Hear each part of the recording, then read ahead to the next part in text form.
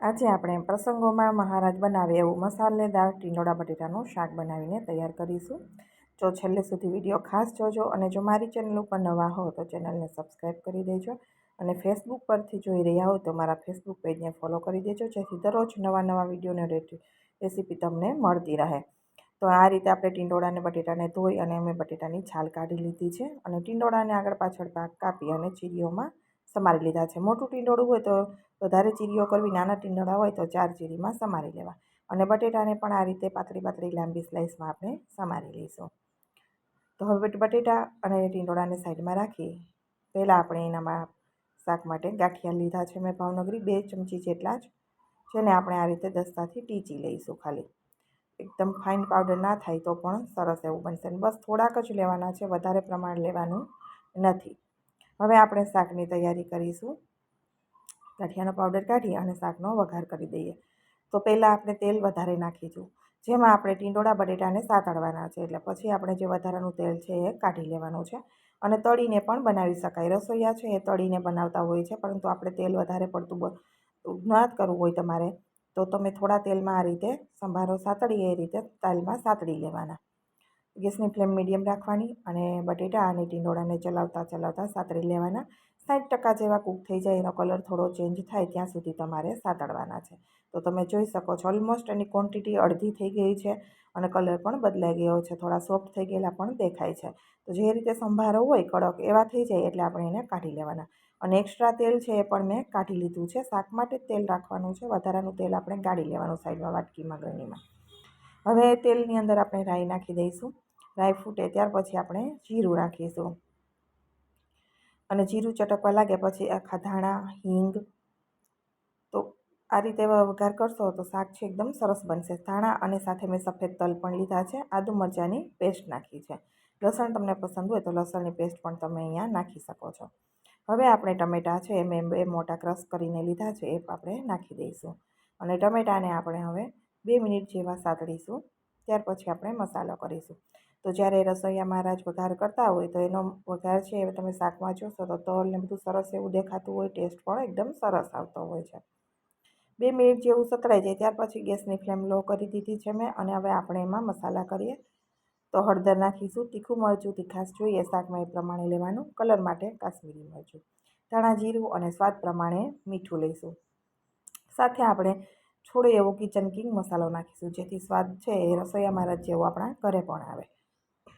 તો હવે બધી વસ્તુને ટમેટા સાથે સરસ રીતે આપણે કૂક કરવાની છે. મસાલાને પહેલાં મિક્સ કરી દઈશું સરસથી, પછી આપણે એને કૂક કરવાના છે. ટમેટું હંમેશા કોઈ પણ શાકમાં ટમેટું વાપરો, ડુંગળી હોય તો પ્રોપર ગ્રેવી પકાવવાની, એટલે તમારું શાક છે એકદમ સ્વાદિષ્ટ બનશે. 2 મિનિટ જેવું મેં ગેસની ફ્લેમ લો ટુ મીડિયમ વચ્ચે રાખી હતી અને અહીંયા સાતળી લીધું છે. તો તેલ છે ટમેટામાંથી સરસ છૂટું થઈ ગયું છે. પાણી ન છૂટું થવું જોઈએ, તેલ સરસ છૂટું થઈ જાય અને ટમેટાનો કલર પણ બદલાઈ જાય ત્યાર પછી આપણે એની અંદર અહીંયા છીણેલી કેરી નાખું છું. ખટાશ માટે મેં અત્યારે કેરી અવેલેબલ છે, ઉનાળાની સિઝન છે તો મેં કેરી લીધી છે અને 1 ચમચી જેટલો ગોળ નાખ્યો છે, જેથી શાક ગળ્યું નહીં લાગે એટલું, પણ ટેસ્ટ એકદમ સરસ આવશે. હવે આપણે એની અંદર 2 ચમચી છે એ સીંગનો પાવડર નાખી દઈશું. શેકેલી સીંગ હોય તો પણ ચાલે ને કાચી સીંગ હોય તો પણ નાખી શકાય. શાકની અંદર સીંગ છે એ કૂક થઈ જાય એટલે સ્વાદ છે એકદમ સરસ જ આવશે. સાથે આપણે ગાંઠિયાનો જે ભૂકો કરીને રાખ્યો તો એ નાખી દઈશું. ચવાણું ગાંઠિયા કોઈ પણ ફરસાણ હોય તો એનો પાવડર તમે માપમાં નાખવાનો, એકદમ ઓછો, બસ 2 ચમચી જેટલો જ, વધારે નહીં. નહીં તો શાક છે એ ટેસ્ટમાં વધી જાય લોટ તો આપણને એટલું સરસ લાગે નહીં. હવે બધી વસ્તુ એકદમ સરસ રીતે આપણે મિક્સ કરી દઈશું અને અત્યારે જ્યારે બધું પાવડર નાખો ત્યારે ગેસની ફ્લેમ સાવ લો કરી દેવાની, જેથી નીચે બેસે અને બળે નહીં. એકદમ સરસ રીતે શાકને મિક્સ કરી અને ફરી આપણે એને કવર કરી અને થોડીવાર માટે કૂક કરવાનું છે, 2 મિનિટ જેવું, જેથી આપણું શાક છે એ મસાલા સાથે એકદમ સરસ રીતે ચડી જાય.